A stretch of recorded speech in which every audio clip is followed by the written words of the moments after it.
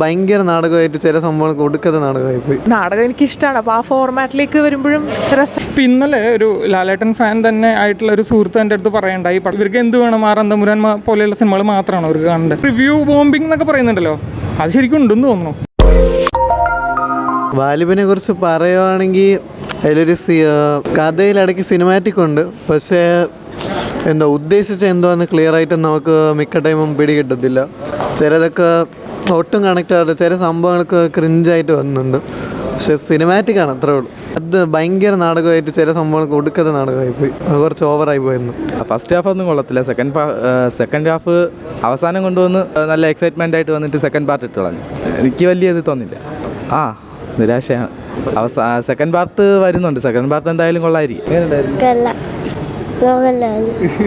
നല്ലതായിരുന്നു, നല്ല ഫിലിമായിരുന്നു. നാടകം എനിക്കിഷ്ടമാണ്, അപ്പോൾ ആ ഫോർമാറ്റിലേക്ക് വരുമ്പോഴും രസമായിരുന്നു, എൻജോയബിൾ ആയിട്ടുള്ളൊരു സിനിമയായിരുന്നു. ഇല്ല, ആക്ച്വലി എനിക്ക് തോന്നുന്നു ഭയങ്കര നല്ല സിനിമയായിട്ടാണ് തോന്നിയത്. ഫിലിം മേക്കിംഗ് ആയാലും even every frame was really great. എനിക്ക് തോന്നുന്നു I think you should ask him also because he's from the industry. Cinematography മാത്രം വെച്ചുകൊണ്ട് ഒതുക്കിയിട്ട് കാര്യമില്ല.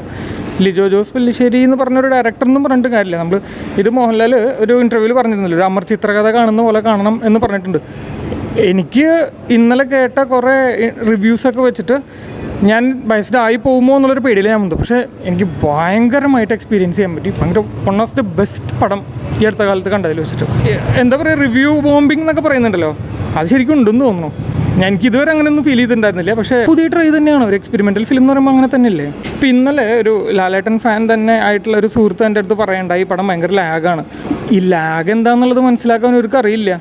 ഇങ്ങനത്തെ ഒരു പടത്തിൽ ലാഗ് അല്ലെങ്കിൽ ആ ഒരു വ്യൂവിങ് ടൈം കൊടുത്തില്ലെങ്കിൽ പിന്നെ എന്തെന്ന് അതിൽ എക്സ്പീരിയൻസ് ചെയ്യാനുള്ളത്? ഇവർക്ക് എന്ത് വേണം ആറന്തമുരാൻ പോലെയുള്ള സിനിമകൾ മാത്രമാണ് അവർക്ക് കാണേണ്ടത്. ആദ്യത്തെ ഷോ ഇപ്പോൾ എന്താ പറയുക, ഇതൊരു മാസ് സിനിമ എന്നുള്ള രീതിക്ക് ഇതിനെ കാണരുത്. ഒരു സൂപ്പർ ഹീറോ എലമെൻ്റ് അവിടെ നിൽക്കുന്നുണ്ടെങ്കിൽ പോലും നമ്മളിതൊരു ഞാനൊക്കെ പണ്ടൊക്കെ ബാലരമയൊക്കെ വായിച്ച് വളർന്ന ഒരാളാണ്.